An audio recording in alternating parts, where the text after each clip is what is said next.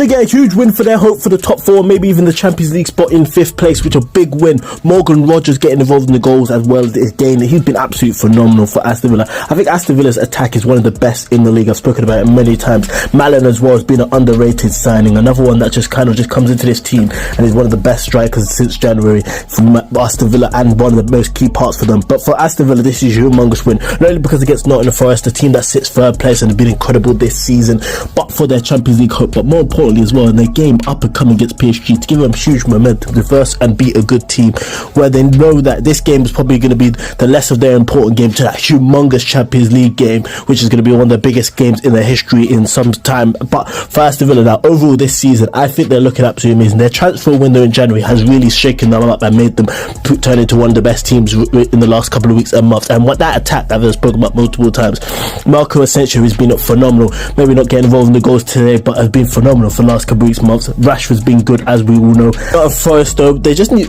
for Nottingham Forest though, it's not the end of the world. They just need to make sure they get that top 4 after all this incredible season that they've had. To not be getting top 4 would be a disappointment, but that we're even having discussions about Nottingham Forest in that way just shows about how great of a season that they're having.